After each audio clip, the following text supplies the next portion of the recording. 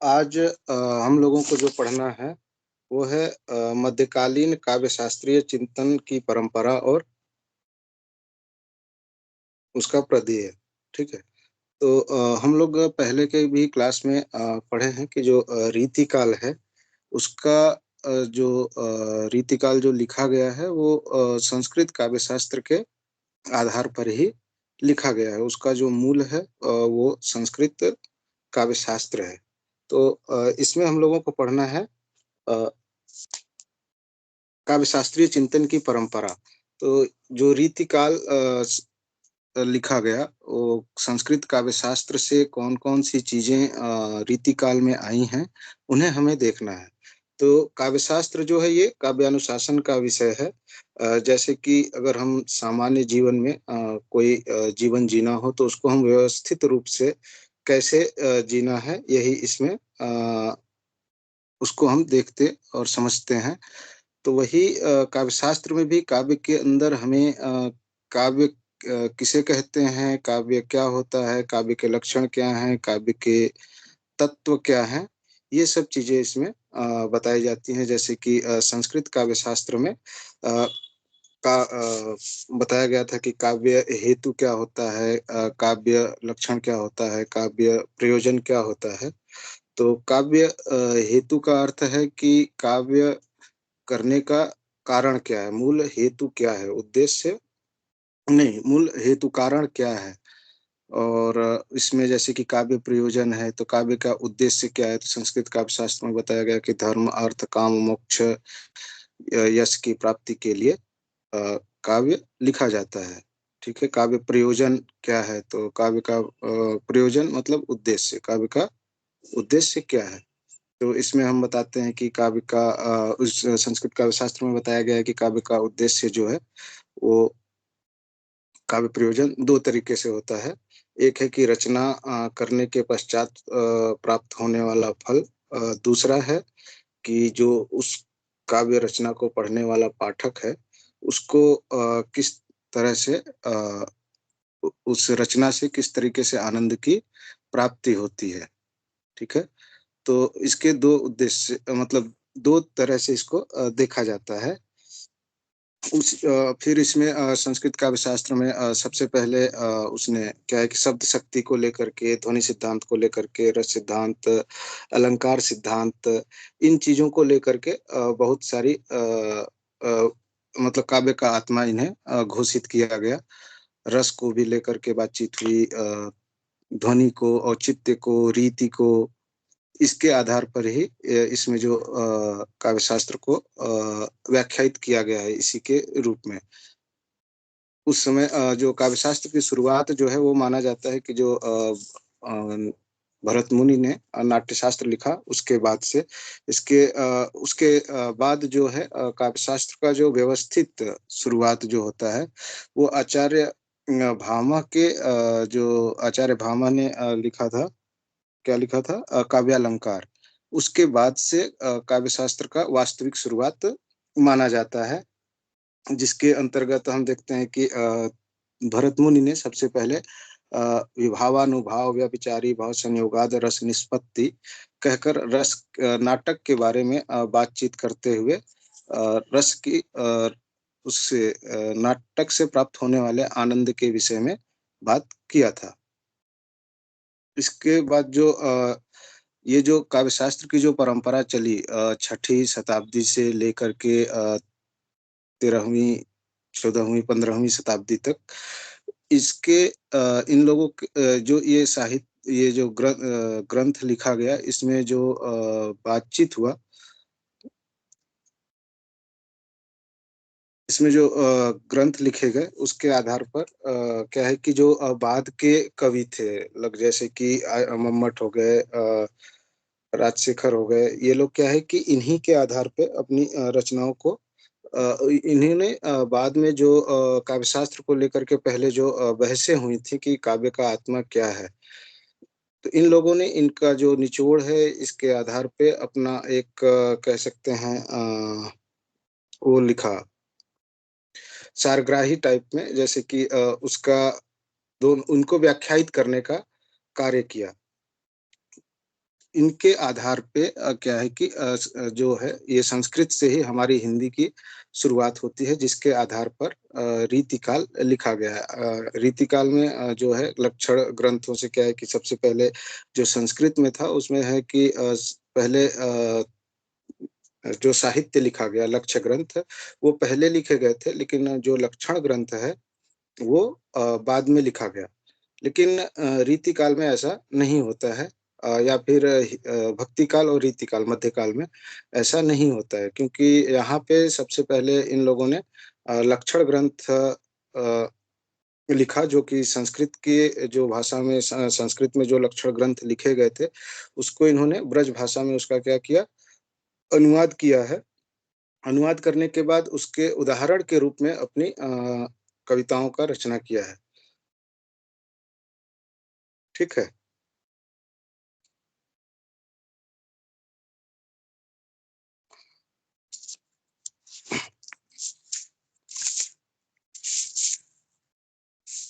तो जो रीतिकाल की कविता का जो काव्य शास्त्रीय आधार है, वो है संस्कृत काव्य शास्त्र, और यही कारण है कि आचार्य रामचंद्र शुक्ल ने इसे ये रीतिकाल का नाम दिया था। अ, हिंदी में जो काव्य शास्त्र की परंपरा विकसित नहीं हुई थी, अ, उस परंपरा बीच में आदि काल में वो रूप नहीं था।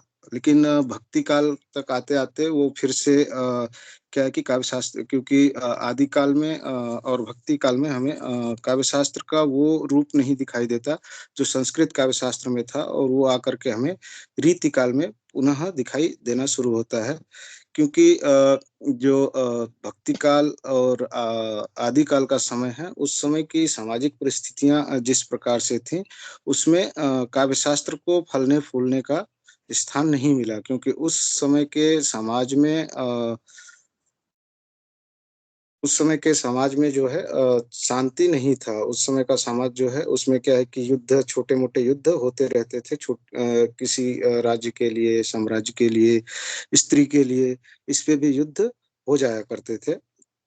तो हिंदी में जो काव्य शास्त्र की जो परंपरा है, वो ऐसा माना जाता है कि अ, हिंदी में जो काव्य शास्त्र की परंपरा जो विकसित हुई है, वो संस्कृत के काव्य शास्त्र के आधार पर ही हुई है, और भक्ति काल में ही जो कृपाराम की हित तरंगिणी उन्होंने लिखा था, और नंददास ने लिखा था रसमंजरी, और सूरदास ने साहित्य लहरी। केशवदास ने कविप्रिया और रसिक प्रिया की रचना किया था।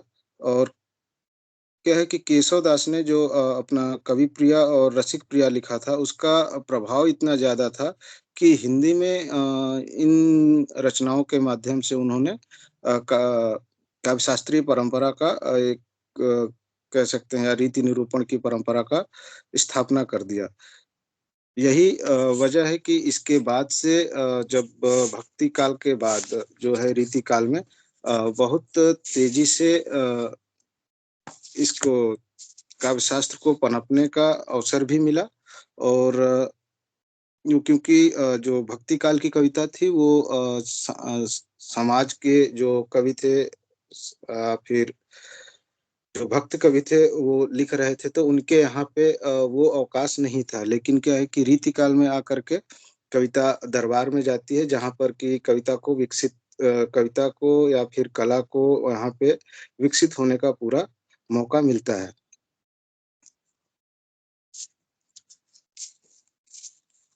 संस्कृत में क्या है कि काव्यशास्त्र, नाट्यशास्त्र और फिर कामशास्त्र की एक लंबी परंपरा प्राप्त होती है।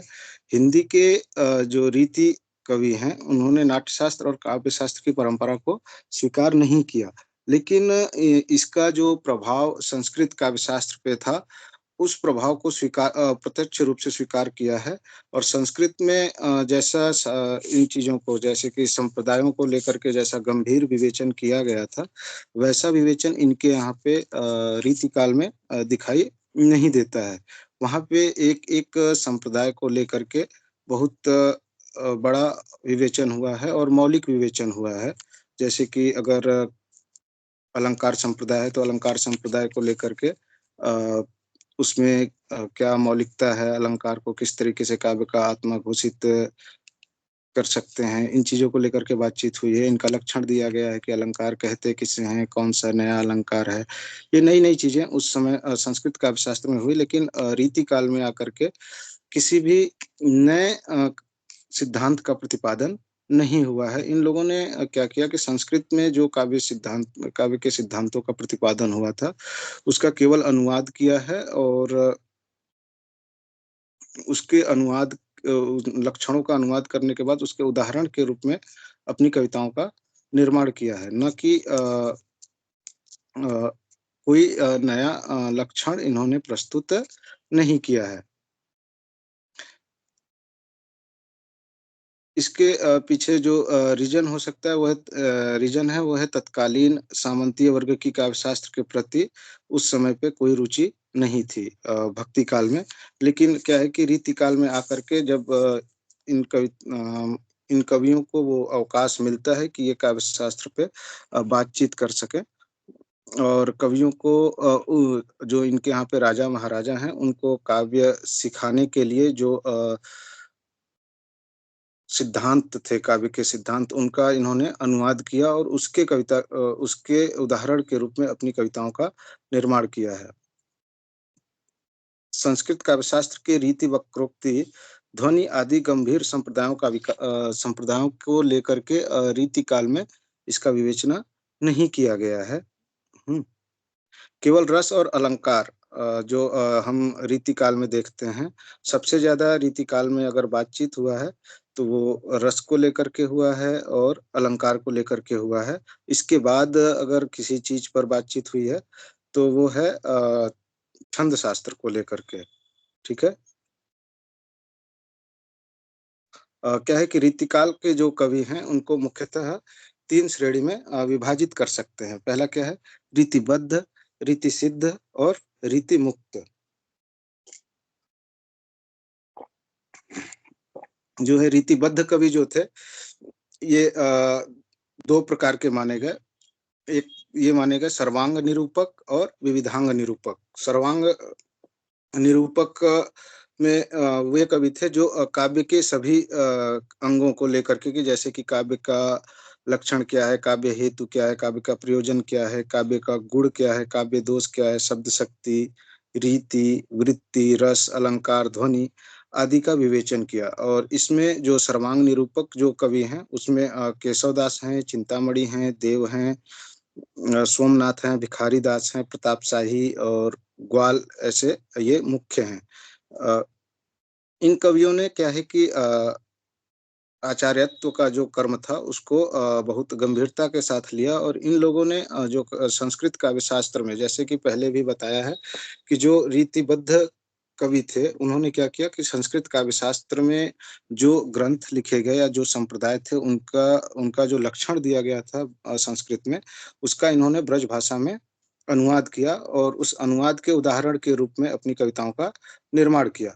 इनका ध्यान उदाहरणों पर कम था और ये लोग लक्षण ग्रंथों पर ध्यान ज़्यादा दिए इन लोगों ने लक्षण ग्रंथों पे ज़्यादा ध्यान दिया।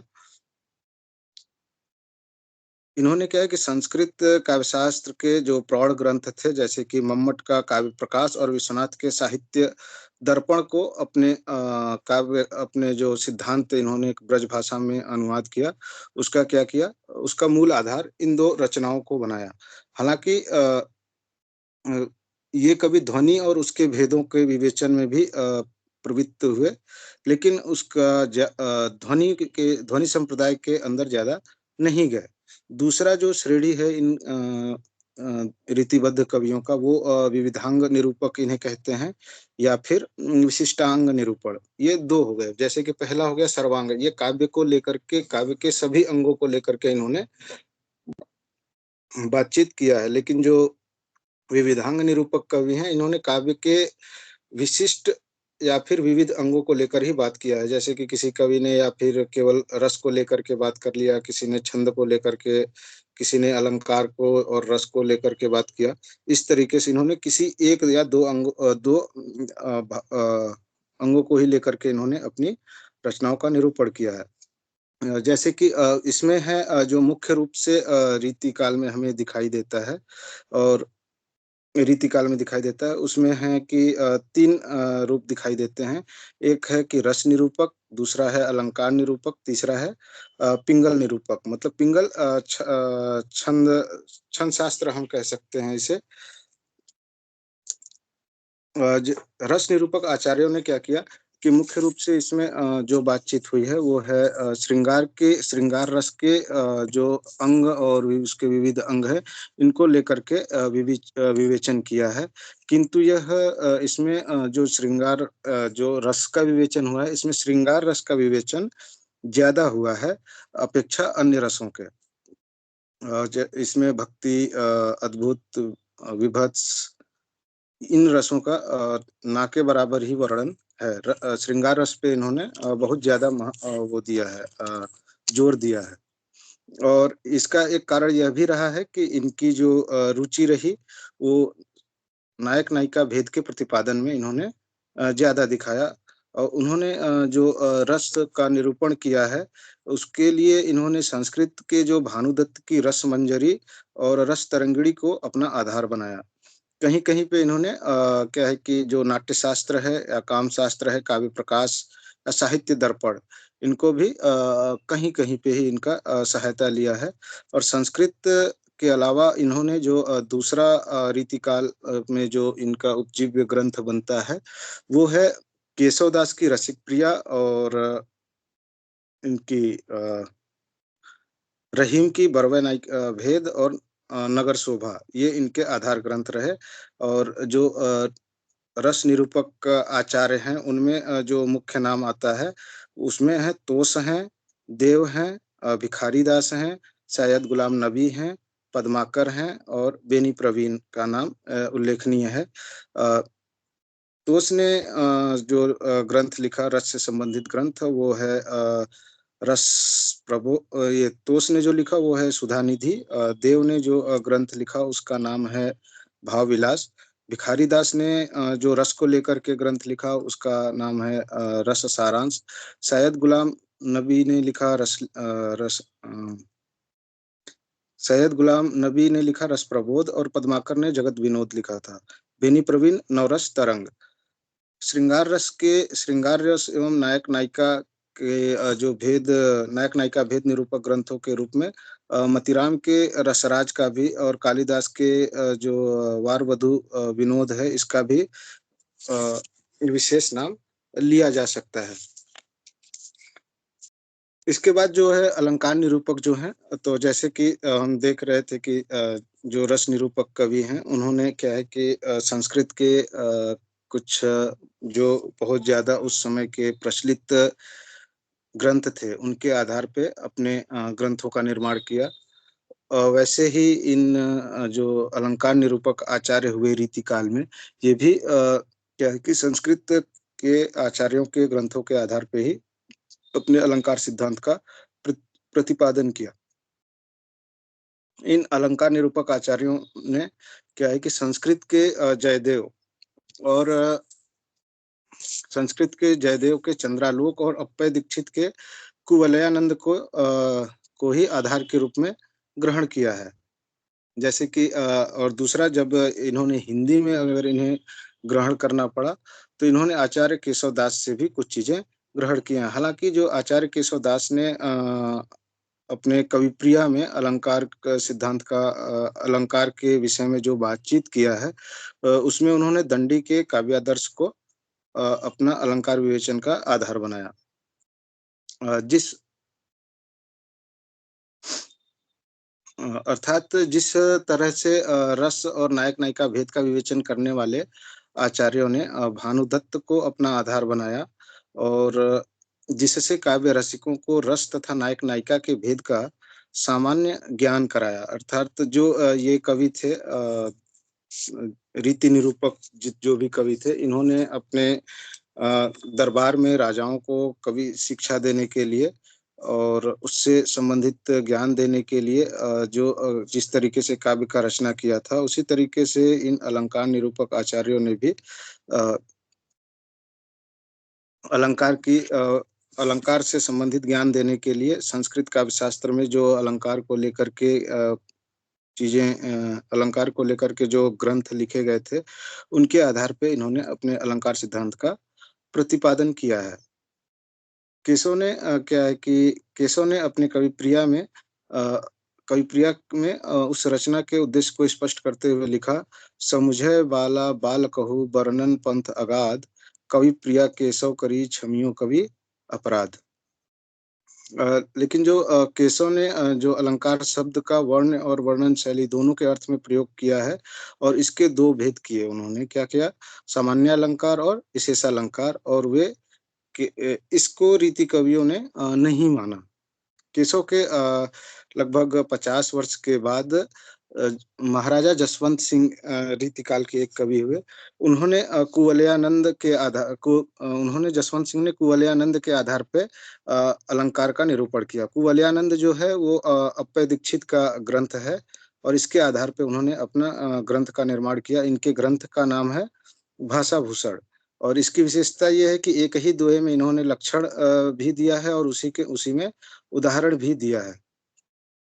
और ये शैली जो है कुवलयानंद की शैली से एकदम मिलता-जुलता है। यद्यपि इनका निरूपण क्या है कि स्पष्ट और बोधगम्य है, किंतु उससे अलंकारों के स्वरूप का पूरा बोध नहीं हो पाता है। इन्होंने चंद्रालोक के अनुसार अलंकारों का परिचय भी दिया, जबकि कुवलयानंद में इसका उल्लेख नहीं है। इसी वर्ग में जो है मतीराम का भी नाम आता है। मतीराम ने 2 ग्रंथ लिखा था। क्या-क्या? ललित ललाम और अलंकार पंचाशिका, ये 2 ग्रंथ लिखा। अलंकारों की संख्या और क्रम कुवलयानंद के अनुसार ही है इसमें भी। विषय के अवबोध के लिए इनका जो ललित ललाम है, वो अधिक प्रौढ़ है। पंचाशिका इन्होंने जो लिखा था, इनकी प्रारंभिक रचना देखने से लगती है, और जो भूषण हैं उन्होंने मतीराम के ललित ललाम के आधार पे शिवराज भूषण की रचना की, और पद्माकर ने संस्कृत ग्रंथों को ही आधार बनाते हुए पद्माभरण नामक ग्रंथ की रचना किया। इसका जो लिखने का शैली है वो संक्षिप्त है और सरल है। इस वजह से पद्माकर को अलंकार निरूपण के रूप में विशिष्ट स्थान प्राप्त है। पद्माकर रीतिकाल के अंतिम प्रसिद्ध कवि थे, और इनके अतिरिक्त जो अलंकार निरूपक कवि हुए, उनमें हैं गोप हैं, रसिक हैं, सुमति हैं, दूल्हा हैं, आदि हैं। इसके बाद जो तीसरा जो हमें यहाँ पे दिखाई देता है, जिन कवियों ने रस और अलंकार के अलावा इन कवियों ने जिस पर बात किया, वो है छंद। छंदों को लेकर के इन कवियों ने भी बातचीत किया है। जिस संस्कृत काव्य शास्त्र में छंद किसे कहते हैं? कविता में क्या है कि कोई भी काव्य लिखने के लिए उसको छंद निबद्ध होना आवश्यक था। तो हिंदी में पिंगल निरूपण का जो विधिवत प्रारंभ है, वो आचार्य केशवदास से माना जाता है, और दूसरे आचार्य चिंतामणि और उनके भाई मतीराम माने जाते हैं। केशव ने जो है कि कवि शिक्षा देने के लिए, जैसे कि जिसके दरबार में ये रहते थे, उनको ये बताने के लिए कविता लिखा कैसे जाता है, कविता काव्य है क्या, काव्य लक्षण क्या है, काव्य हेतु क्या है, काव्य प्रयोजन क्या है, या फिर काव्य में दोष क्या है, इन चीज़ों को बताने के लिए सबसे पहले ये उनका लक्षण दिया करते थे।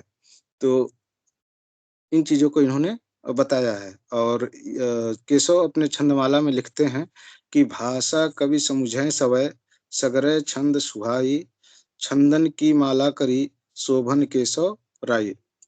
इसी नाम से छंदमाला के नाम से चिंतामणि ने भी अपने ग्रंथ का निर्माण किया है। लेकिन ये जो दोनों ग्रंथ हैं, ये ज़्यादा इसमें गंभीर विवेचन नहीं है इसमें, ये दोनों ग्रंथ सामान्य कोटि के हैं। इसके बाद जो मतीराम ने लिखा था, वो मतीराम ने लिखा था वृत्त कौमुदी, भट्ट केदार ने लिखा था वृत्त रत्नाकर, और हेमचंद ने 2 पुस्तक लिखा था इस पर, छंदोनुशासन और फिर प्राकृत पैंगलम। इनके ग्रंथों में क्या है कि मौलिकता न होते हुए भी मात्रिक और वर्णिक छंदों का सुव्यवस्थित और परिपूर्ण विवेचन किया गया है। इसमें पूरा बताया गया है कि छंद, जैसे कि छंद है तो चौपाई क्या है, दोहा क्या है, सोरठा क्या है, इन चीज़ों को लेकर के इनका विवेचन किया गया है और इनके जो लक्षण हैं कि चौपाई किसे कहते हैं, दोहा किसे कहते हैं, कवित्त किसे कहते हैं, ये चीज़ें बताई गई हैं। और इनका क्या है कि सुव्यवस्थित और पूर्ण रूप से विवेचन किया गया है। और इसके उदाहरण के रूप में जो इन्होंने जिन कविताओं का रचना किया है, वो अत्यधिक सरल और सरस हैं। हिंदी का जो ये काव्यशास्त्रीय विवेचन है, वो क्या है कि संस्कृत से थोड़ा भिन्न है। संस्कृत में पहले क्या है कि जैसा कि मैंने पहले भी बताया था कि संस्कृत में पहले लक्ष्य ग्रंथों का निर्माण हुआ। मतलब वहाँ पे जो लक्षण ग्रंथ लिखे गए, वो लक्ष्य ग्रंथ मतलब पहले साहित्यिक ग्रंथ लिखे जाने के बाद ही उन्होंने उन लक्षण ग्रंथों का निर्माण किया। लेकिन जो रीतिकाल में जो कविताओं का निर्माण हुआ है इसमें सबसे पहले लक्षण ग्रंथ लिखे गए। इसके बाद लक्षण ग्रंथ लिखने के बाद ही इन्होंने अपनी कविताओं का उन लक्षणों के आधार पे अपनी कविताओं का निर्माण किया है। क्या है कि इसका परिणाम ये हुआ कि जो संस्कृत की बधी-बधाई पद्धति को लक्षणों का अनुवाद प्रस्तुत करके उसके अनुरूप ही उदाहरण इन्होंने लिखा। मतलब क्या है कि इनके जो हिंदी के तथाकथित जो आचार्य हैं, इनमें मौलिकता नहीं है। इन्होंने आचार्य कर्म को जैसे कि संस्कृत काव्यशास्त्र में जो आचार्य हुए या जो जो भी जिन्होंने भी अपने संप्रदाय का प्रतिपादन किया, वो क्या है कि उन्होंने जितने गंभीरता के साथ में उन्होंने उन सिद्धांतों को प्रतिपादित किया था और उसको काव्य की आत्मा घोषित किया था, उतने क्या कहते हैं, उतनी गंभीरता के साथ इन्होंने उस अपने आचार्यत्व कर्म को नहीं समझा है और उसकी आवश्यकता भी नहीं समझी है। क्योंकि इनका उद्देश्य काव्यशास्त्र का विवेचन करना नहीं था। वो इसका काव्यशास्त्र का विवेचन तो संस्कृत काव्यशास्त्र में पर्याप्त मात्रा में हो चुका था। लेकिन इन्होंने क्या किया कि हिंदी काव्य धारा के लक्ष्यों को अपनी दृष्टि में रखते हुए रखकर लक्षणों का निर्माण हुआ होता तो इस क्षेत्र में मौलिकता आती। किंतु इन कवियों का कार्य तो सरस उदाहरणों के द्वारा काव्यशास्त्रीय सिद्धांतों का सरल परिचय भर करा देना था। जो इनके यहाँ पे राजा महाराजा थे उनको ये अपने उदाहरणों के माध्यम से उसकी सरसता भी प्राप्त हो जाए, उनका मनोरंजन भी हो जाए, इन चीज़ों को अपना जो है उद्देश्य बनाया और इसी के आधार पे ही अपनी कविताओं का निर्माण किया। अ,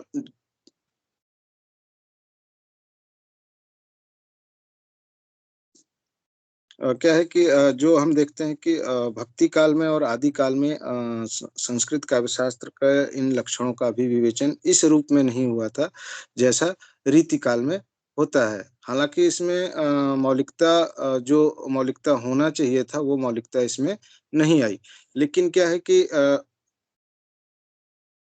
फिर भी इस युग में जो जन सामान्य है, उसके ज्ञानवर्धन के लिए रसिक वृत्ति के अनुरंजन के लिए और अल्प प्रयास से यश धन की प्राप्ति के लिए जिस रीति काव्य का निर्माण हुआ, उससे कवि और काव्य के स्वरूप की प्रतिष्ठा हुई है और काव्यशास्त्र का संस्कृत काव्यशास्त्र में जो काव्य को लेकर के लक्षण बताए गए थे, उसका प्रचार-प्रसार हुआ।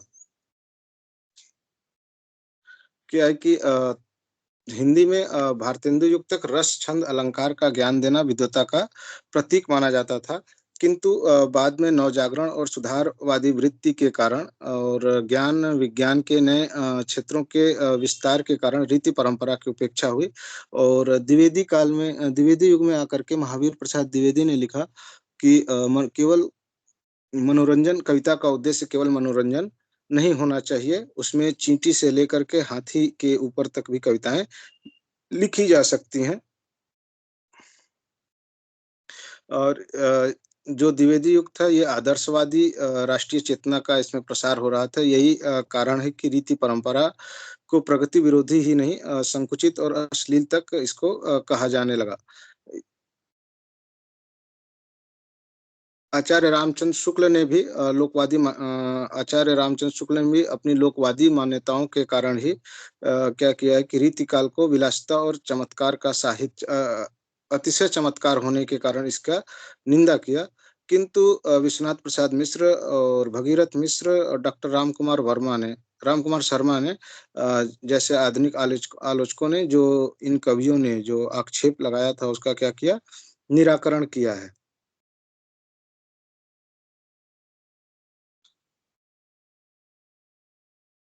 जो भक्ति काल में जब हम देखते हैं कि जो साहित्य लिखा गया उसमें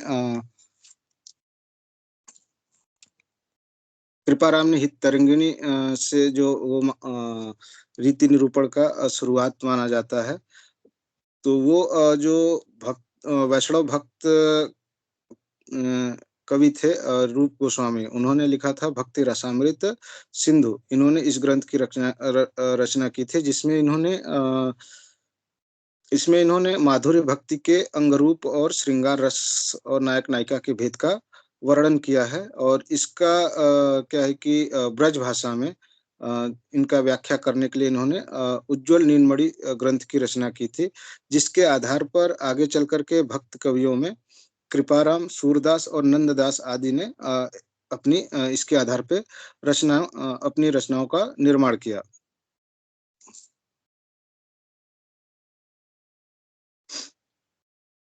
भक्ति काल के जो भक्ति काल के अवसान के समय जो है कविता वो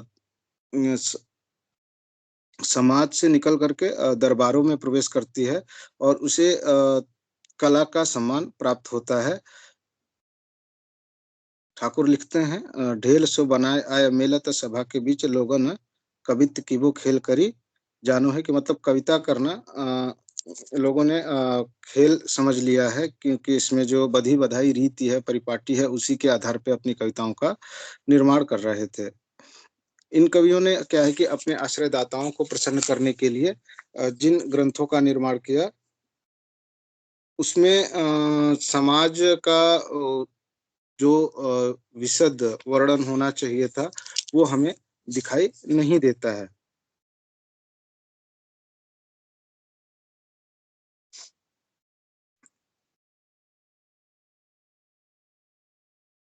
जो रीतिकालीन दरबारी कवि थे इन्होंने अपने आश्रयदाताओं को प्रसन्न करने के लिए और उनकी प्रशस्ति और दरबार में अनेक प्रतियोगी कवियों के मध्य अपनी रचना को सम्मान दिलाने के लिए वाणी का सौंदर्य बढ़ाने वाले जैसे तत्वों को अनिवार्य रूप से प्रयोग करना और अन्य कवियों की कविता में जो क्या है कि अपनी कविता को बेहतर दिखाने के लिए दूसरे के कविता में क्या दोष है, इन चीज़ों की चर्चा करते समय ही जो करते या इस पर बातचीत करने के लिए जो जिन सिद्धांतों को इन्होंने अपनी कविता का विषय बनाया, उन्हीं का केवल इसमें बातचीत है।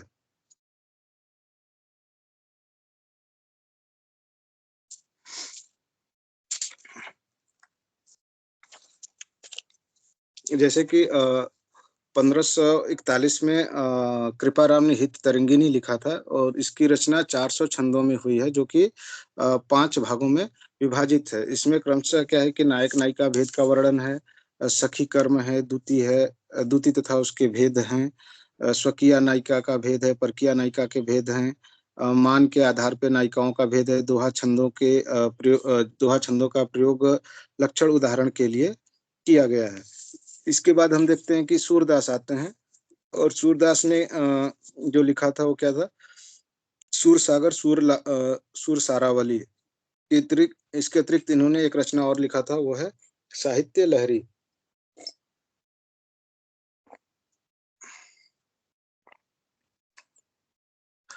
सूरदास ने क्या किया कि जो कृपाराम के भांति इन्होंने लक्षण ग्रंथों की रचना नहीं की। अपितु इन्होंने सीधे क्या है कि बिना लक्षण बताए लक्ष्य पदों की रचना किया। जैसे कि रीति सिद्ध कवियों ने बिना लक्षण के आधार पे अपने कविता का निर्माण किया। उसी तरीके से सूरदास ने भी लक्षण ग्रंथों की रचना नहीं किया है और इन्होंने सीधे लक्ष्य ग्रंथों की रचना करके यह सिद्ध किया कि भक्ति काल में भी जो है रीतिबद्ध रचना अ, की की गई थी। यद्यपि सूरसागर के कई पद जो नायक-नायिका भेद और श्रृंगार रस की सामग्री के शास्त्रीय ढंग पर लिखे गए हैं। साहित्य लहरी में भी श्रृंगार रस के अतिरिक्त विविध अलंकारों के उदाहरण के रूप में अनेक पद लिखे गए। पद की जो ये जो पद लिखे गए हैं, इसकी अंतिम पंक्ति में अलंकारों का जो नाम बताने की जो प्रवृत्ति है, वो दिखाई देती है। इनके जो साहित्य लहरी लिखा है, इस पर अप्पय दीक्षित के कुवलयानंद का प्रभाव इनके साहित्य लहरी पर दिखाई देता है और इन्होंने जो अपनी रचना का निर्माण किया है, वो दृष्टिकूट पदों के उदाहरण के रूप में किया है। भाषा की दृष्टि से इन्होंने संस्कृत के तत्सम शब्दावली का प्रयोग किया है, किंतु ब्रज भाषा का सहज माधुर्य इनकी रचनाओं में दिखाई देता है। इसके बाद जो भक्त कवियों में रस के अंगों को लेकर के बातचीत किया है जिस कवि ने, वो हैं उसमें नंददास हैं। ये भी कृष्ण भक्ति परंपरा के ही कवि हैं, क्योंकि पहले भी जैसे कि मैंने बताया है कि जो कृष्ण भक्ति परंपरा रही है, इसमें नायक-नायिका भेद, प्रेम को सगुण भक्ति का विधारा होने के कारण इसमें नायक-नायिका भेद और और श्रृंगार को दिखाने का अवकाश मिला है। नंददास का जो प्रसिद्ध इन्होंने जो रस निरूपण को लेकर के इन्होंने जो पुस्तक लिखी, उसका नाम है रसमंजरी और इसमें इन्होंने नायक, नायिका, हाव, हेला, रतिभाव आदि के भेदों के आदि का इन्होंने इसमें विस्तार से वर्णन किया है। और इसमें दोहा चौपाई की शैली में नंददास ने स्वकीय, परकीय, हाव-भाव और नायक के भेदों को विशेष रूप से समझाया है। नायिकाओं के गुण, चेष्टा एवं स्वभाव को सुबोध और सहज रूप में प्रस्तुत किया है। इसके बाद जो है नायक-नायिकाओं को लेकर के जो इस काल में बातचीत हुआ है, उसमें अगर हम नाम लें, तो केशव दास का नाम प्रमुख रूप से लिया जा सकता है। इन्होंने जो काव्यशास्त्र को लेकर के जो रचनाएँ लिखी, उसमें है रसिक प्रिया, रस को लेकर के इन्होंने कवि प्रिया लिखा, अलंकार को लेकर के और छंदभाषा लिखा, छंदों को लेकर के। ये इनके काव्यांग निरूपक ग्रंथ हैं। रसिक प्रिया में जो इन्होंने लिखा है उसमें 16 प्रकाश हैं, जिसमें से 13 में प्रकाश मतलब अध्याय। तो इसमें से 16 प्रकाश या 16 अध्याय हैं, जिसमें से कि 13 में इन्होंने नायक-नायिका भेद, श्रृंगार, कामदशा, मन, लोचन, विप्रलंब और द्युति के भेद एवं उसके कवि कर्म का वर्णन किया है। छंदमाला जो है, इन्होंने जो छंदमाला की रचना की है, वो 2 भागों में विभक्त है। प्रथम भाग में 77 वर्ण वृत्तों तथा द्वितीय में 26 मात्रा वृत्तों का लक्षण लक्षण उदाहरण सहित दिए गए हैं। मतलब जो 77 हैं वो वर्णिक छंदों का, उसमें 77 छंदों के आधार पे वर्णिक छंद को बताया है और 26 पदों में उन्होंने क्या किया है कि इसमें मात्रिक छंद कौन से होते हैं, इसका उन्होंने विवेचन किया है। और इसी काल में जो अगले कवि हैं वो हैं रहीम। रहीम ने जो पुस्तक लिखी, वो इन्होंने काव्यशास्त्र के आधार पे 2 पुस्तकों का निर्माण किया। उसमें पहला है नगर शोभा और दूसरा है बरवा नायिका भेद। नग नगर शोभा जो इन्होंने लिखा है, उसे दोहा छंद में लिखा है।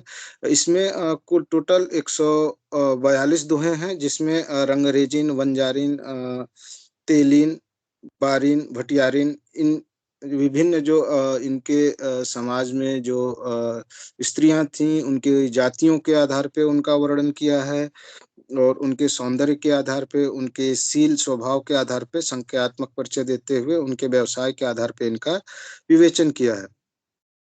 इस समय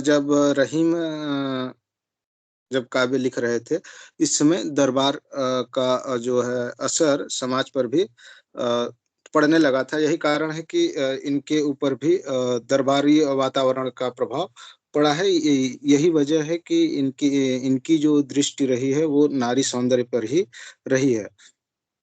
और जो नगर शोभा के रूप में इन्होंने इसमें स्त्रियों के सौंदर्य का वर्णन इस ग्रंथ में किया है।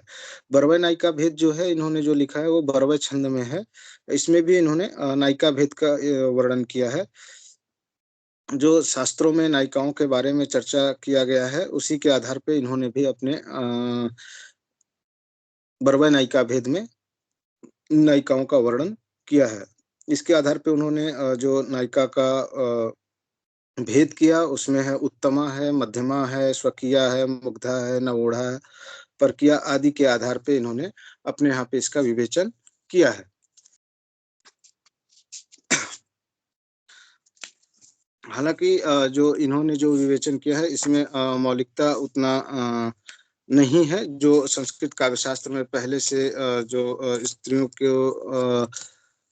स्त्रियों का जो भेद किया गया था, नायिका भेद के अंतर्गत, उसी के आधार पर ही इन्होंने किया है। हालाँकि इन्होंने जो अपने यहाँ पे किया है, इन कवियों का जो मूल हम प्रत्यय मान सकते हैं, वो ये है कि इन्होंने जो संस्कृत काव्य शास्त्र में और क्लिष्ट रूप में जिन चीज़ों को दर्शाया गया था, उसको इन्होंने अपने काव्य में सरल और सरस भाषा में प्रस्तुत किया। इनकी जो भाषा है, वो है अवधी मिश्रित ब्रज भाषा है और यही इन्होंने नीति एवं भक्ति की भी कविताएँ लिखा। इसके बाद जो अगर हम देखें कि भक्ति काल में जिन कवियों ने इस तरीके की रचनाओं का निर्माण किया, उसमें हम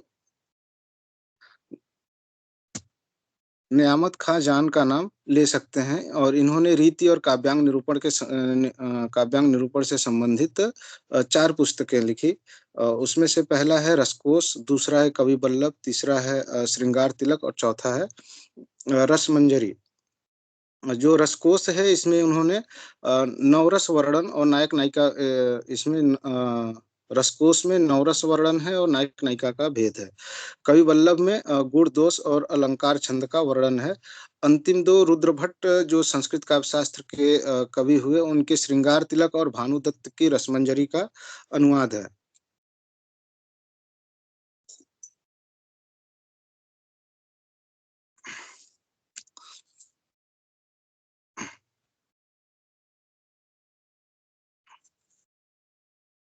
तो ये जो भक्ति काल में ये जो विवेचन किया गया था, इसका असर रीतिकाल पे भी पड़ा है और रीतिकाल के नामकरण का जब हम बातचीत कर रहे होते हैं, तो कुछ लोगों ने इसको रीतिकाल कहा, कुछ लोगों ने श्रृंगार काल कहा, कुछ ने इसे अलंकार काल कहा।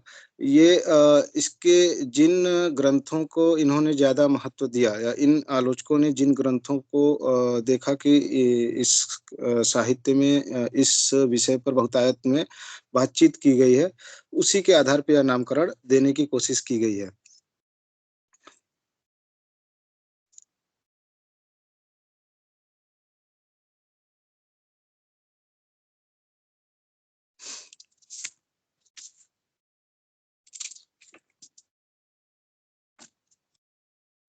हुँ। अ, इसमें कुलपति मिश्र ने चिंतामणि ने भी कुछ किताबें लिखी थीं।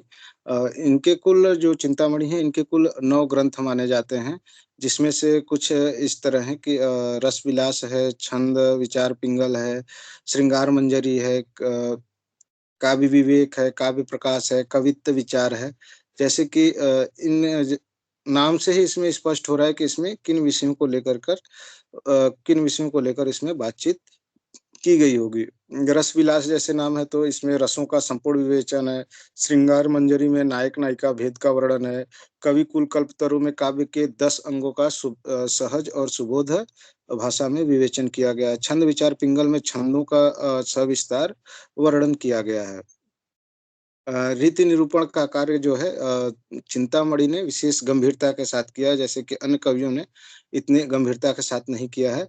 ये क्या करते हैं कि लक्षण देते समय उस ग्रंथ से उससे जो जिस विषय के ऊपर लक्षण दे रहे हैं, उससे संबंधित ग्रंथों को ये देखते हैं और उससे उदाहरण ग्रहण करते हुए उसमें कुछ परिवर्तन भी करते हैं। मौलिक योगदान न कर पाने के बाद भी इन्होंने जो जैसे कि इन्होंने जो भी विवेचन किया है रसविलास में या छंद विचार पिंगल में, इसमें क्या है कि स्पष्टता और संप्रेषणीय भाषा का परिचय दिखाई देता है। रसवादी आचार्य होने के कारण सभी रसों का सुंदर विवेचन मिलता है और अलंकारों का भी समुचित प्रयोग किया है इन्होंने। और जो भी इन्होंने छंदों का विवेचन किया है वो भी प्रशंसनीय है। इसके बाद जो मेन कवि हैं सर्वांग निरूपक में, उसमें देव हैं और इनके कुल टोटल 72 ग्रंथ बताए जाते हैं, जिसमें से 15 ही उपलब्ध हैं। जिसमें से कि कुछ है कि भाव विलास है, अष्टयाम लिखा था इन्होंने, जाति विलास लिखा था, रस विलास लिखा था, सुजान विनोद लिखा, काव्य रसायन लिखा, सुख सागर तरंग लिखा।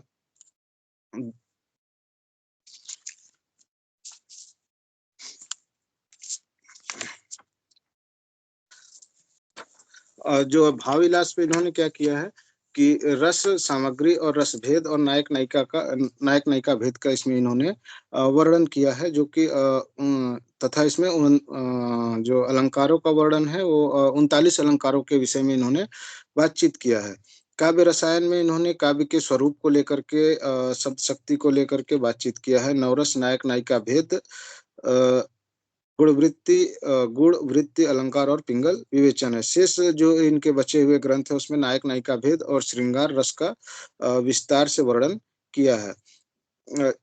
जो इन्होंने अष्टयाम लिखा है, अष्टयाम में जो है दिन के आठों पहर, अष्टयाम आठों पहर, जो नायक नायिका के विलास का वर्णन है। इसमें नायक नायिका के जो आठों पहर में जो विलास करते हैं उनको लेकर के किस समय में किस तरीके का विलास है, इसको लेकर के इन्होंने लिखा है।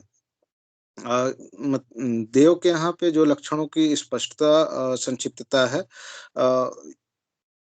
इसमें स्पष्टता और संक्षिप्तता होने के कारण इसमें ना देव को जो इनके जो लक्षण ग्रंथ इन्होंने लिखा है, खास करके अष्टयाम में या फिर भाव विलास में या फिर काव्य रसायन में, इसमें क्या है कि लक्षणों की बहुत ज्यादा स्पष्टता और संक्षिप्तता है। यही कारण है कि ये कुछ कुछ जगह पे इनके यहाँ पे मौलिकता भी दिखाई देता है, और यही वजह है कि इनका जो काव्य है वो पाठक को आकर्षित भी करती है। अ, इस समय में जो एक कवि और हुए वो हैं भिखारी दास। इन्होंने भी काव्य को लेकर के बातचीत किया है। भिखारी दास ने भी काव्य के सभी अंगों को लेकर कर बातचीत किया है। इसमें इन्होंने जो मुख्य पुस्तकें लिखी वो हैं रस सारांश है, श्रृंगार निर्णय है, काव्य निर्णय है, छंदोरुड़व पिंगल है, शब्द नाम कोश है, विष्णु पुराण भाषा है, शतरंज सती का शीर्षक से 7 ग्रंथ इनके द्वारा रचित हैं। रस सारांश और श्रृंगार निर्णय में इन्होंने रस की सामग्री और उसके भेदों का वर्णन किया है, तथा इसमें नायक नायिका भेद का भी वर्णन हमें मिलता है। जो काव्य निर्णय है इसमें काव्य प्रयोजन, काव्य हेतु तथा भाषा, गुण, शब्द शक्ति, रस सामग्री, इन अलंकार, शब्दालंकार और चित्रालंकार, दोष, दोष मतलब काव्य दोष आदि का जो इन्होंने इसमें सम्यक विवेचन किया है। इन्होंने भी छंदोड़व पिंगल में क्या किया है कि छंद के ही विषय में बातचीत किया है। इनकी जो भिखारी दास की जो विशेषता है उसमें हम ये कह सकते हैं कि इनकी जो आलोचना दृष्टि है उसमें मौलिक चिंतन दिखाई देता है। संस्कृत आचार्यों ने जो अपना काव्य शास्त्र का निर्माण किया था उसके आलोक में अपने पूर्ववर्ती जो उसके आलोक में जो हिंदी काव्य पहले लिखे गए थे थोड़ा बहुत, उनका अध्ययन करके और उसमें से उपयुक्त उदाहरणों को चुनकर ही इन्होंने भिखारी दास ने आधुनिक हिंदी आलोचना का प्रारंभ किया, जिसमें इन्होंने काव्य प्रयोजन, अर्थालंकार और मूल अलंकार, गुण नायक नायिका भेद, श्रृंगार रस के नवीन भेद आदि प्रसंगों में इन्होंने विशेषता दिखाई है। नवीन छंदों के निर्माण में इनकी दृष्टि में जो है व्यापकता दिखाई देती है। इनकी जो भाषा है वो है परिमार्जित और तत्सम तद्भव के साथ साथ अरबी फारसी शब्दों का भी इन्होंने निसंकोच रूप से इसका प्रयोग किया है। भिखारी दास के बाद जो हम नाम ले सकते हैं इसमें वो है प्रताप शाही ने भी कुछ रचनाएं लिखी, जैसे कि श्रृंगार मंजरी, व्यंगार्थ कौमुदी और श्रृंगार शिरोमणि, अलंकार चिंतामणि। इसी तरह से अमीर दास ने भी कुछ किताबें लिखी हैं। ब्रज विलास सतसई है, ग्रीष्म विलास है, फाकचरित है। ग्वाल कवि ने भी ग्वाल कवि ने तो लगभग 16 रचनाएँ लिखी हैं। इनकी जो रचनाएँ हैं वो हैं रसिकानंद, कवि दर्पण, साहित्यानंद, भक्त भावन, हमीर हठ, इस तरीके से हैं।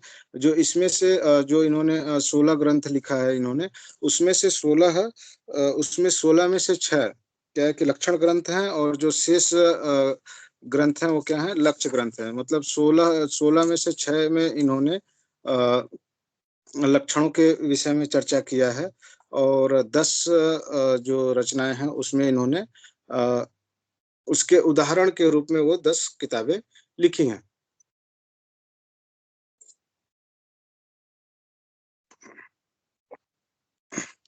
जैसे लक्षण ग्रंथों में जो इनकी पुस्तकें हैं वो इस तरह हैं कि रसिकानंद है, बलवीर विनोद है, और नेह निर्वाह। इसमें क्या है कि इन्होंने नायक नायिका भेद और रस संबंधी इसमें विवेचन किया है। और जो कवि दर्पण है, प्रस्तार प्रकाश है, साहित्यानंद है, इसमें इन्होंने काव्य दोष है, छंद है, छंदों को लेकर के इस पे इन्होंने इसके सर्वांग निरूपण की इनमें कविताओं के सभी अंगों को लेकर कर बातचीत किया है। इसके बाद रस निरूपण पे भी हम लोगों ने अभी बातचीत किया था। इसमें पद्माकर रह गए थे। पद्माकर ने जो लिखा वो है रस निरूपण में इन्होंने जो लिखा था, हिम्मत बहादुर बिरुदावली है, पद्माभरण है, जगत विनोद है, प्रबोध पचासा, गंगा लहरी, प्रताप शाही बिरुदावली, और कवि पचीसी। इन 7 ग्रंथों के आधार पे इन 7 ग्रंथों का जो रचना है इसका पद्माकर ने किया था, और इसके अलावा इन्होंने कुछ स्फुट छंद भी इन्होंने लिखा था। इनमें से जो ये 7 ग्रंथ है, इसमें से पद्माभरण और जगत विनोद ही क्या है, रीति ग्रंथ है, जिसपे कि अभी हमने पहले पद्माभरण पे बातचीत कर लिया है अलंकार विवेचन में। अ,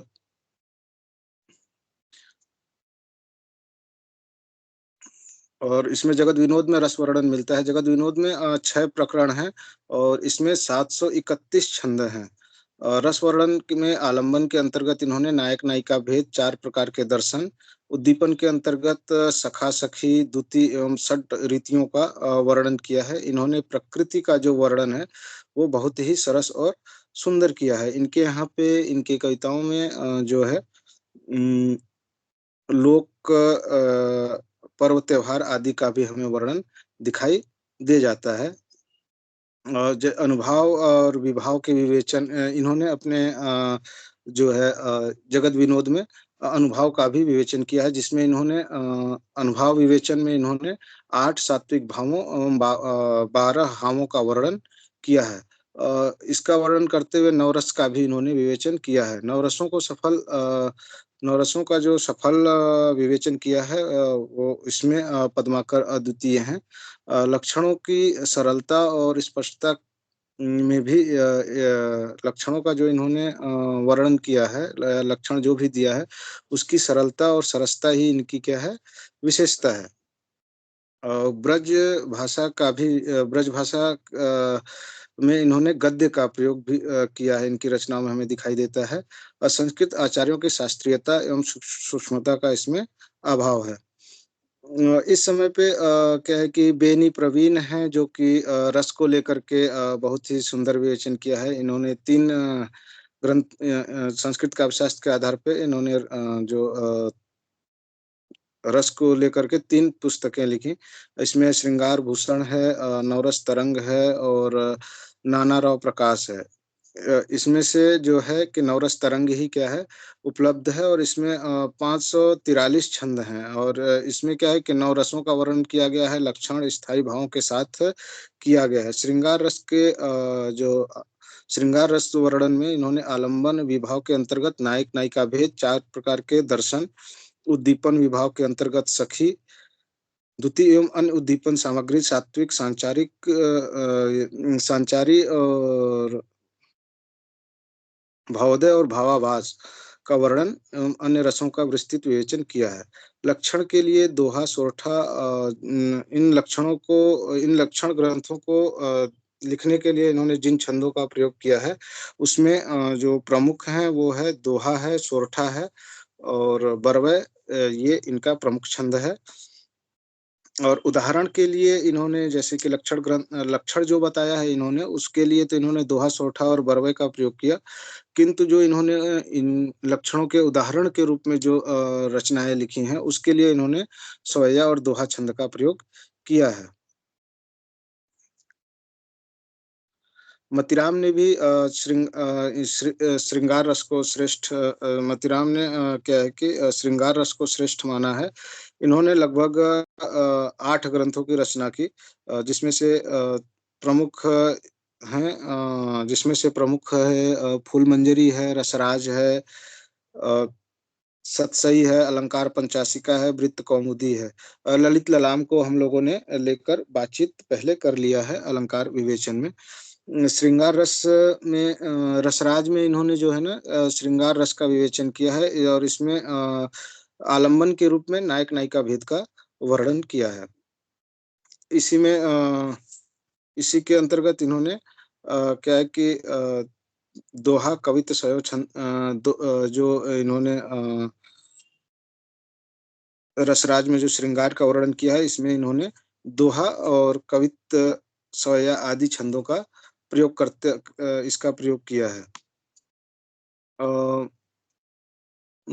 मतीराम सतसई में भी इन्होंने क्या है कि नायक नायिका भेद या फिर उसके स्त्रियों को लेकर के बातचीत की गई है। और अलंकार निरूपण पे हम लोगों ने अभी क्या किया है, बातचीत कर लिया है।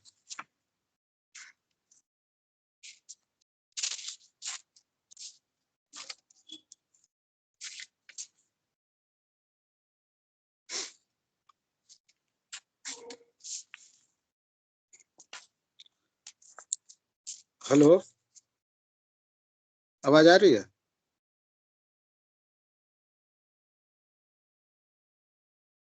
आवाज आ रही है? जी सर, आ रही है। अच्छा, समझ में आ रहा है कि नहीं? यस सर, आ रहा है। हम्म। इन्होंने जो श्रृंगार का जो रीतिकाल में जो श्रृंगार काव्य लिखा गया, उसका जो भी काव्य लिखा गया, उसका मुख्य प्रतिपाद्य जो है वो श्रृंगार रस ही है। क्योंकि इसमें जो हम देखते हैं, यही कारण है कि विश्वनाथ प्रसाद तिवारी ने रीतिकाल को श्रृंगार काल कहा, क्योंकि श्रृंगार के आधार पर ही जो इस काल में जो 1700 से लेकर के 1900 तक के बीच में सबसे ज्यादा जिस विषय पर लिखा गया वो है श्रृंगार। और इस श्रृंगारिकता का जो आधार इन्हें मिला वो काव्यशास्त्र में श्रृंगार की प्रतिष्ठा और उसके राज जो उसको श्रृंगार को सभी रसों का राजा माना गया, यही कारण है कि और इसकी एक लंबी परंपरा रही है, जिसकी वजह से इन कवियों ने भी उस श्रृंगार को अपने काव्य में श्रृंगार का विवेचन करने में हिचकिचाया नहीं।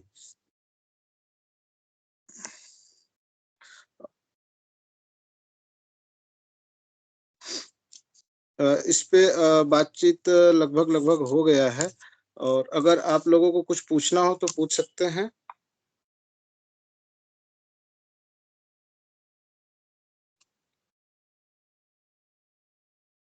किसी को कुछ पूछना है?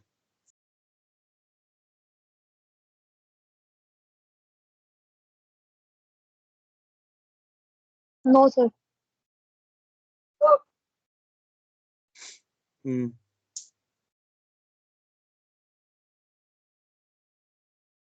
अ, अगला जो हम लोगों का टॉपिक है, जिस पे हम लोग कल बातचीत करेंगे, वो है मध्यकालीन हिंदी काव्य में राष्ट्रीयता, है ना? Okay sir. हम्म।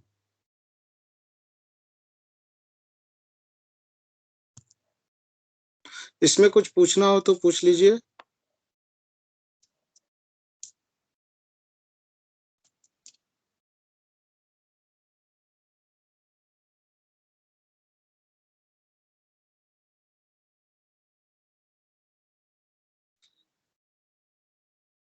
इसको छोटे रूप में समझ के लिए फिर से मैं एक बार बता देता हूँ कि जो रीतिकाल में क्या है कि इस जो चैप्टर का, इस जो इकाई का, इस जो टॉपिक का मतलब है वो है कि मध्यकालीन काव्य शास्त्रीय चिंतन की परंपरा और प्रदेय। तो जो रीतिकाल लिखा गया है, जब जब हम लोग बातचीत करते हैं तो रीतिकाल के नामकरण को लेकर के भी हम लोगों ने पहले बातचीत किया है कि रीतिकाल का नाम रीतिकाल क्यों है, रीति का अर्थ इसमें क्या है, क्या ये जो संस्कृत काव्य शास्त्र में जो रीति संप्रदाय है वही वाला रीति है या फिर नहीं, इसको लेकर के हम बातचीत कर लेंगे। और इसके अलावा इसमें जो अलंकार काल भी किसी ने कहा, किसी ने इसे कला काल कहा और किसी ने इसे श्रृंगार काल कहा। जिन तत्वों के आधार पे कहा क्या वो है या नहीं। और संस्कृत में जो तीन धाराएं हैं, रीतिबद्ध, रीति सिद्ध और रीति मुक्त, इन धाराओं को जब हम विवेचित करते हैं तो इसमें मुख्य रूप से यही रहता है कि रीतिबद्ध काव्य धारा का जो अर्थ लिया जाता है कि इसमें रीतिबद्ध काव्य धारा में वो कवि आते हैं जिन्होंने संस्कृत काव्य शास्त्र में दिए गए लक्षणों को ब्रज भाषा में जिसका अनुवाद किया और उसके आधार पर अपनी कविता का निर्माण किया, उसे हम रीतिबद्ध कहते हैं। मतलब जो लक्षण है उन लक्षणों से बंधकर ही अपनी कविताओं का निर्माण किया। रीति सिद्ध कवियों ने क्या किया है कि ये भी जो कवि हैं इन्होंने ये भी जो लक्षण दिया गया है उससे बंधे हुए हैं, लेकिन ये अपनी कविता में उन लक्षणों को विवेचन नहीं करते, केवल उदाहरण उदाहरण के रूप में अपनी कविताओं का निर्माण करते हैं। तो इन्होंने क्या है कि अब हम देखते हैं कि इन कवियों ने किन किन विषयों पे बातचीत किया है, उसके आधार पे हम इनका विवेचन करेंगे। जब आप अपना आंसर लिखेंगे तो इसके आधार पे लिखेंगे कि किन कवियों ने किस पे बात किया। तो इसको जो बांटेंगे वो रीतिबद्ध जो काव्यधारा के कवि हैं उसको दो भाग में हम बांट देंगे। समझ में आ रहा है? उसको बांटेंगे रीतिबद्ध काव्यधारा को सर्वांग निरूपक और विविधांग या विशिष्टांग निरूपक। जो विविधांग निरूपक में जो कवि सर्वांग निरूपक में जो आएंगे वो आएंगे जिन्होंने संस्कृत काव्य शास्त्र में बताए गए काव्य हेतु, काव्य लक्षण, काव्य प्रयोजन, रस रस है, अलंकार है, औचित्य है, वक्रोक्ति है या फिर शब्द दोष है, गुण है, महाकाव्य, प्रबंध काव्य, इनके आधार पे या इन तत्वों को विवेचित करते हुए अपने काव्य का निर्माण किया है वो आएंगे। और जो विशिष्टांग हैं या फिर विविधांग निरूपक हैं, इसमें अगर किसी कवि ने इन संप्रदायों या इन काव्य शास्त्रीय चिंतन के अंतर्गत किसी सभी विषयों पर बातचीत न कर कर किसी एक या दो विषयों पे बातचीत किया हो, वो विविधांग निरूपक में आएंगे। जैसे किसी ने लिख दिया हो श्रृंगार के ऊपर या श्रृंगार का वर्णन करते हुए नायक नायिका भेद, नायक नायिका भेद की बातचीत किया हो, अलंकार का, रस का, छंद का, इन चीजों पे भी बातचीत किया हो, तो इसे हम इसमें रख देंगे। और आपको इसमें जो जिन इन कवियों ने किस किस विषय पर लिखा था ये मैंने बता दिया है।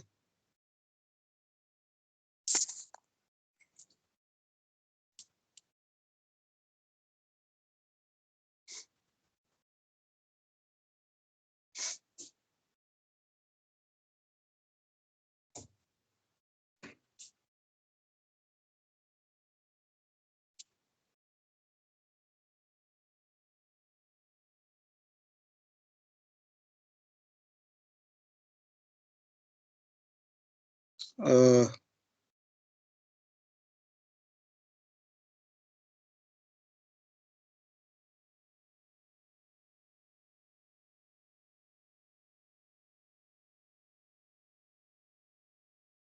और किसी को कुछ पूछना है? बाकी ये टॉपिक खत्म हो गया है, और कुछ पूछना चाहे तो आप लोग पूछ सकते हैं।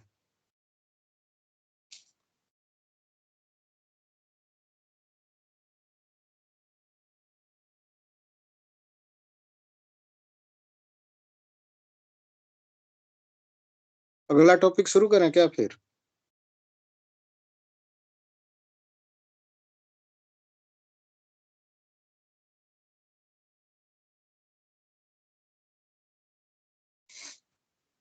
आवाज आ रहा है?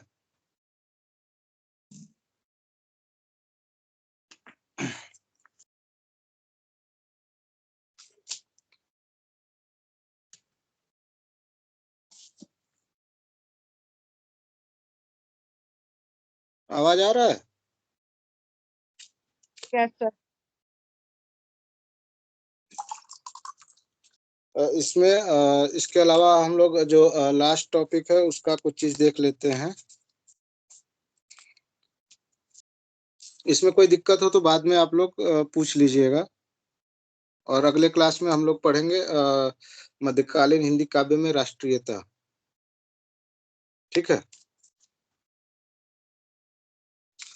अ, जो चौथा इकाई है उसमें जो लास्ट है उसमें लगा है कि मध्यकालीन कविता और काव्य रूप प्रबंध, मुक्तक और प्रगीत। इसमें से आज हम लोग देख लेते हैं कि मुक्तक किसे कहते हैं। ठीक है। तो इसमें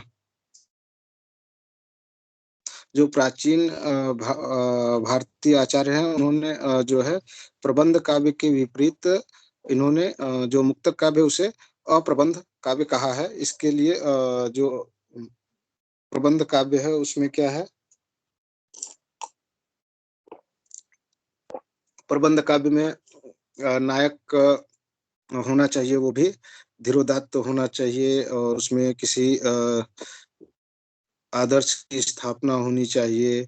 उसमें कथा जो है वो बहुत विस्तृत होती है, जिसमें कि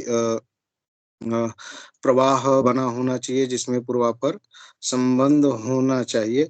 लेकिन जो मुक्तक है, मुक्तक कहते हैं कि जो हर जगह से मुक्त हो, ऐसा छंद जो जिसकी कथा का संबंध पूर्व के छंदों से तथा बाद के छंदों से न हो। ये इसमें जो मुक्तक होता है इसमें छंदों का अर्थ लगाने में ज्यादा मेहनत नहीं करना पड़ता है, और ये अपने आप में जो छंद मुक्तक होते हैं वो अपने आप में परिपूर्ण होते हैं।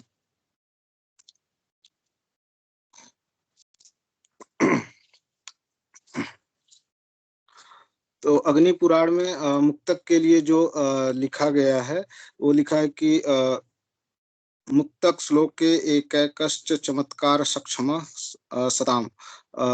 इसका जो है आगे चल करके ध्वन्यालोक के जो लोचनकार अभिनव गुप्त थे, इन्होंने इसकी विस्तृत व्याख्या करते हुए लिखा कि ऐसा पद जिसका कि आगे या पिछले पदों से कोई संबंध न हो, तथा जो अपने विषय को प्रकट करने में क्या है कि अकेला समर्थ हो। मतलब कि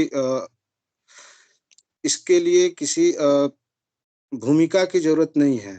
जो मुक्तक लिखा गया या लिखा जाता है उसके लिए किसी भूमिका की जरूरत नहीं होती है। इसका जो कथा होता है, वो जो छंद होता है, एक छंद में ही पूरी कथा पूर्ण होती है। इसे हम क्या कहते हैं? मुक्तक कहते हैं। साथ ही इसमें अगर लिखना चाहें तो आप लोग लिख लें। लिखना है?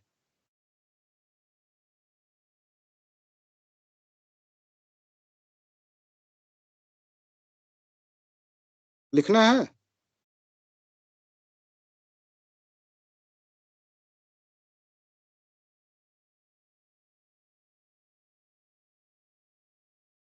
कोई है? Yes sir.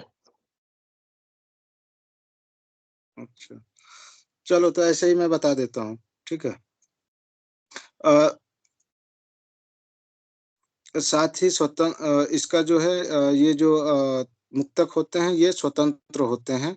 इनका पूर्वापर संबंध नहीं होता है, और निरपेक्ष रूप में ये अर्थ द्योतन में भी समर्थ होते हैं। और ये इसमें समर्थ होते हुए भी प्रबंध के बीच में क्या लिखवा हो सकता दीजिए सर। इसके बीच में समाविष्ट हो सकते हैं। अब अगली क्लास में लिखा देंगे, इस समय अब ऐसे ही बता देता हूँ। ठीक है।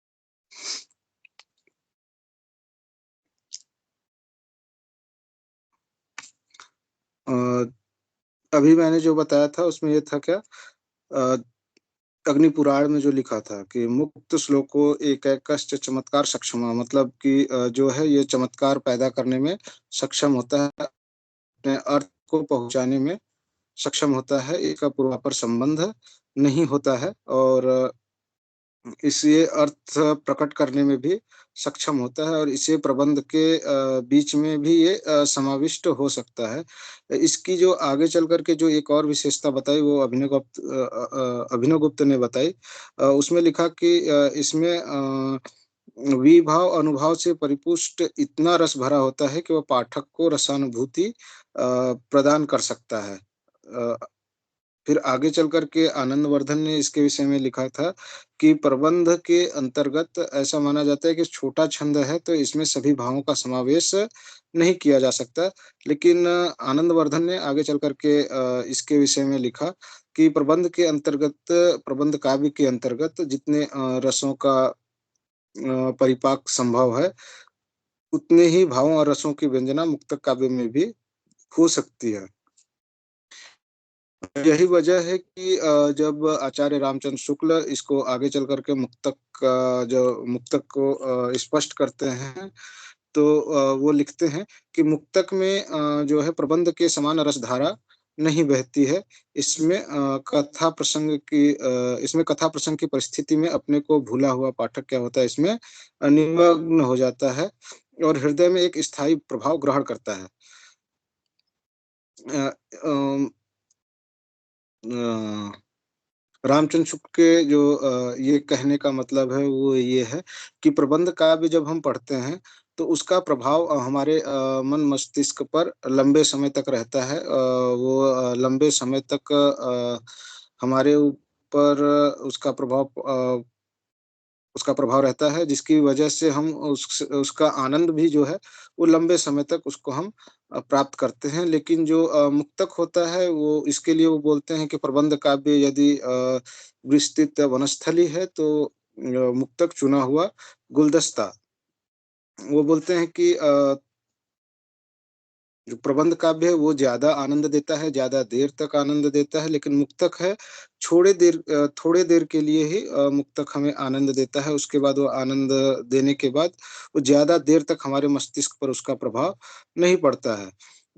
आगे वो लिखते हैं कि इसमें जो मुक्तक है इसमें रस के ऐसे छींटे पड़ते हैं जिनसे हृदय कलिका थोड़ी देर के लिए खिल उठती है। यदि प्रबंध यदि प्रबंध काव्य की विस्तृत वनस्थली है तो मुक्तक एक चुना हुआ गुलदस्ता। मुक्तक के लिए यहाँ पे इन्होंने जो मुक्तक के स्वरूप का जो इन्होंने विवेचन किया है वो बहुत ही आकर्षक यहाँ पे विवेचन किया है, जिससे कि इस जो कोटेशन है इससे मुक्तक और प्रबंध के जो मुख्य अंतर है उस पे भी हमारा ध्यान चला जाता है।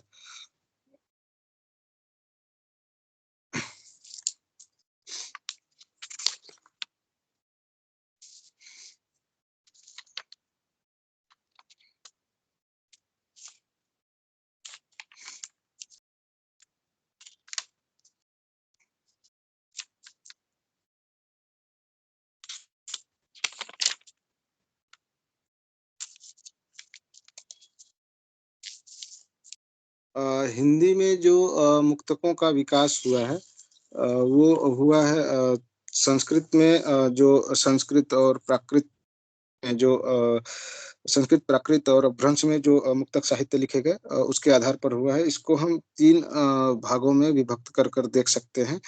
पहला है बौद्ध एवं जैन कवियों का, जो जैन कवियों ने जो धर्म और वैराग्य से संबंधित जो इन्होंने काव्य लिखा, मुक्तक काव्य लिखा, उसमें।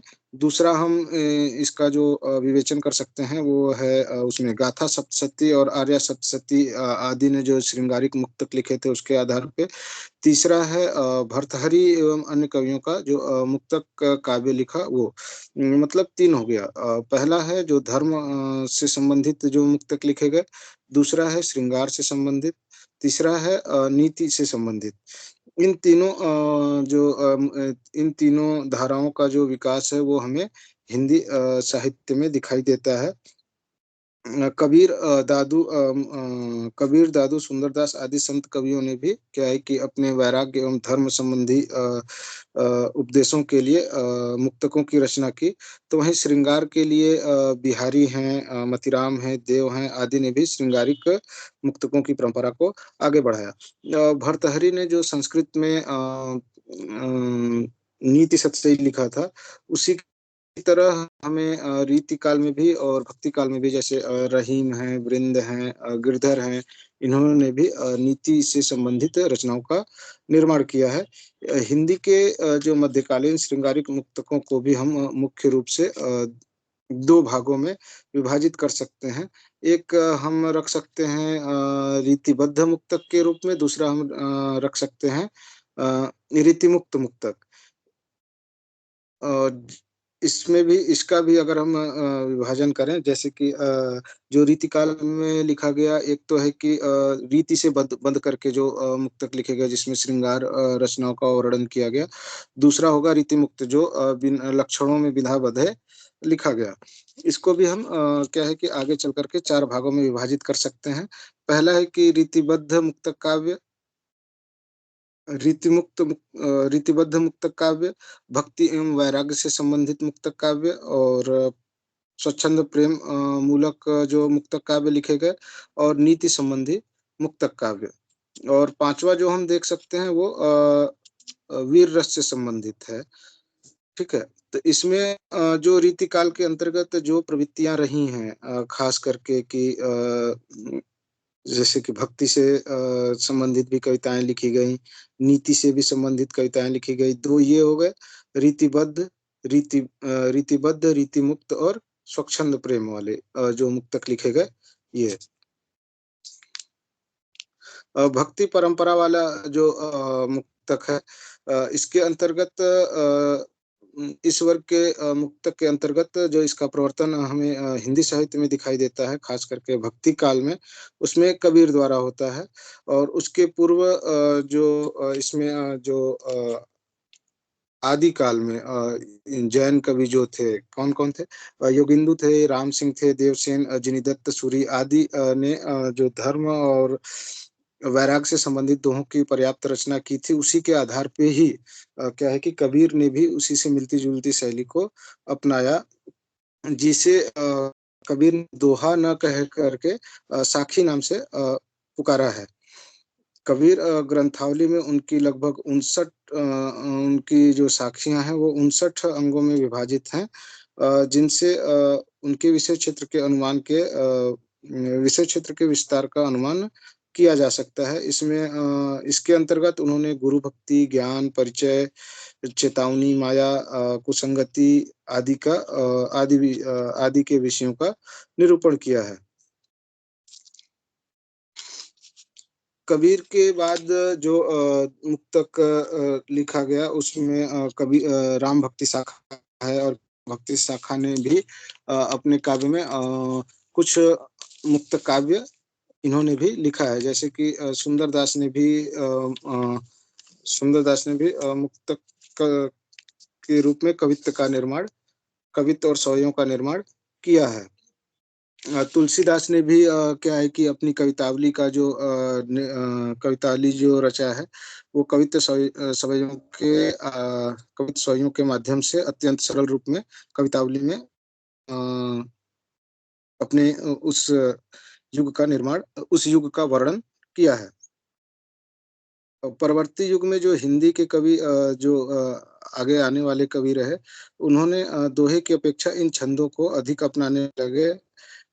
इसका कारण है कि एक तो इनका विस्तार, दूसरा जिससे किसी भी विषय को लेकर के इन्होंने ये सुगमता के साथ में उसका वर्णन कर सकें।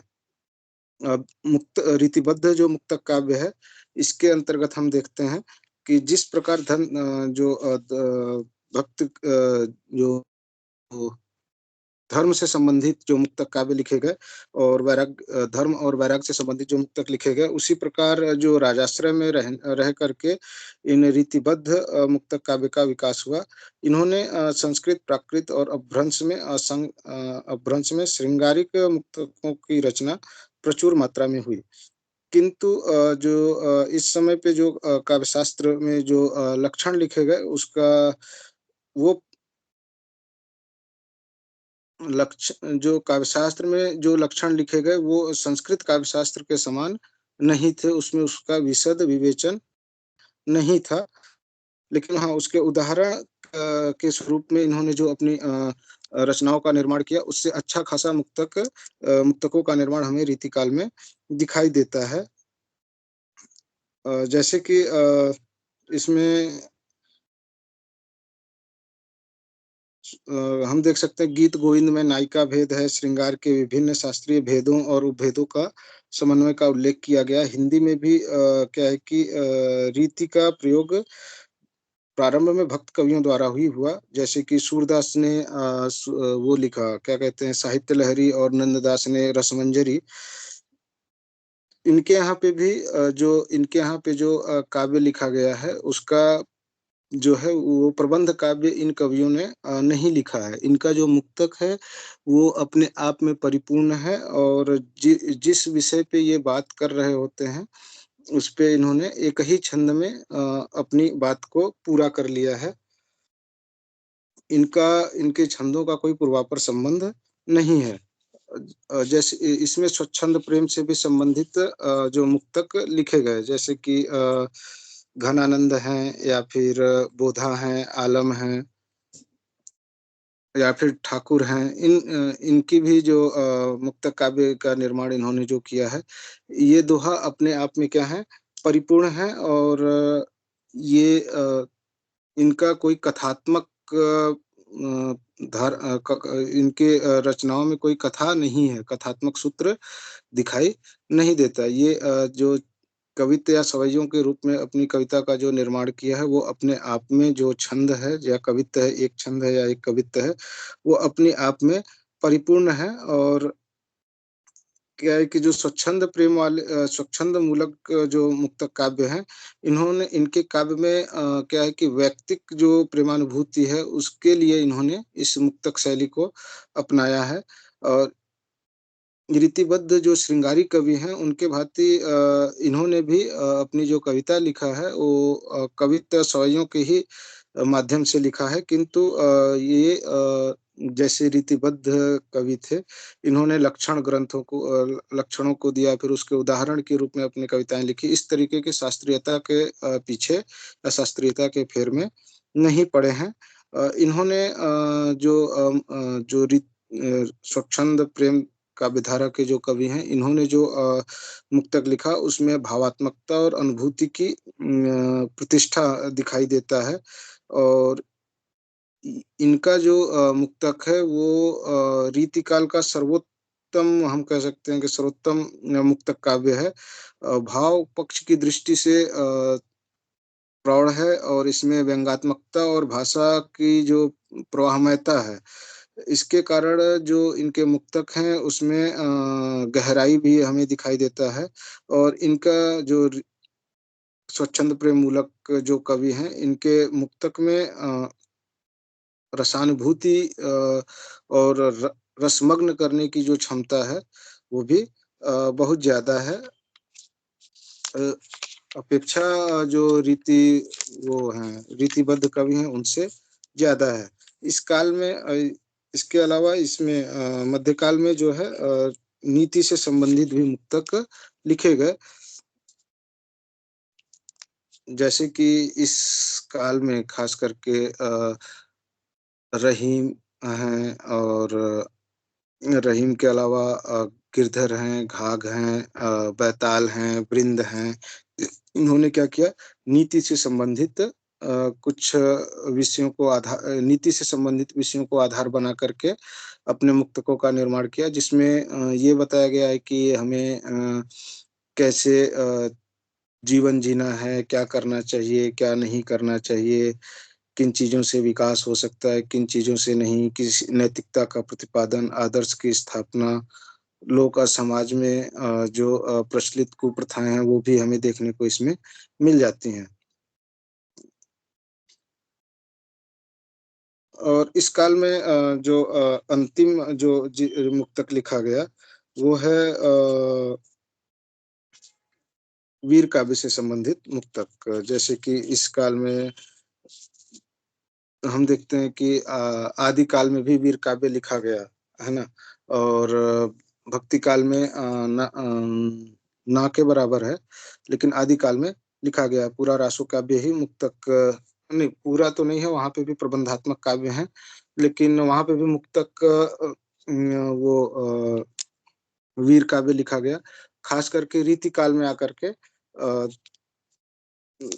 भूषण हुए या फिर पद्माकर हुए, इन्होंने पद्माकर ने मुक्तक के रूप में अपने वीर काव्य का निर्माण किया, जिसमें इन्होंने मुक्तक काव्य लिखा उसको हम जो हिंदी साहित्य में जो मुक्तक काव्य लिखा गया उसको हम दो भागों में बांट सकते हैं। पहला तो है कि राजस्थानी मिश्रित डिंगल भाषा, जो कि आदि काल में लिखा गया था, और जो अन्य कवियों ने जो मुक्तक काव्य लिखा वो ब्रज भाषा में जो लिखा गया मुक्तक काव्य है वो ब्रज भाषा में लिखा गया मुक्तक काव्य का मतलब है जो रीति काल में मुक्तक काव्य लिखा गया, और डिंगल भाषा में जो लिखा गया मुक्तक काव्य है उसका मतलब है जो आदि काल में वीरता से संबंधित काव्य लिखा गया। तो जो डिंगल भाषा में जो लिखा गया उसमें जो है उसके जो मुख्य कवि हैं उसमें पृथ्वीराज चौहान हैं, बांकीदास हैं, सूर्यमल मिश्र आदि आते हैं। इन कवियों ने जो मुक्तक काव्य लिखा उसमें वीर भावों का जो वर्णन किया है वो अनुभूतिपूर्ण शब्दों में उसका वर्णन किया है, और इन्होंने अपने युग के जो उस समय के जो नायक थे, महाराणा प्रताप की वीरता, दर्प और महिमा को लेकर के इन्होंने ओजपूर्ण मुक्तकों की रचना की है। और सूर्यमल्ल ने जो लिखा था, उन्होंने लिखा था वीर सतसई में इन्होंने मध्यकालीन राजपूती आदर्श की अ, जो उस समय के जो राजपूत राजा थे उनकी लड़ाई को लेकर के, उनके युद्ध कौशल को लेकर के जो इन्होंने वीर सतसई लिखा उसमें वीरता का जो संचार किया है वो सफल है, उसकी व्यंजना सफलपूर्ण है। और इन्होंने क्या है कि दोहा और उससे मिलते जुलते छंदों का प्रयोग किया है। जो ब्रज भाषा में जो मुक्तक काव्य लिखा गया उसमें सबसे जो ज्यादा प्रसिद्ध है वो है भूषण ने जो लिखा था, महाराजा छत्रसाल और छत्रपति शिवाजी का जो इन्होंने अपने मुक्तक में उनका जो गान किया है वो है। इन्होंने क्या किया है कि अपने सवैये और कवित्व में फड़कती हुई भाषा और ओजस्वी शैली में किया है। इसके अलावा जो रीति काल में जो मुक्तक काव्य लिखा गया उसमें पद्माकर, ग्वाल आदि कवियों ने भी वीरता से संबंधित मुक्तक कविताओं का रचना किया है। इस तरह से हम देखते हैं कि जो मध्यकाल में जो मुक्तक लिखा गया वो उसका जो क्षेत्र है वो बहुत ज्यादा विस्तृत है। इसमें भक्ति से संबंधित, श्रृंगार से संबंधित, नीति से संबंधित, वीरता से संबंधित हर तरह के जो मुक्तक हैं, हर तरीके की मुक्तक रचनाएँ लिखी गई और इसी को देख कर के गणपति चंद्रगुप्त कहते हैं कि अगर हम इस काल को अगर मुक्तक काल का भी नाम दें, तो भी ये सर्वथा उचित होगा, ये अनुचित नहीं है। ठीक है?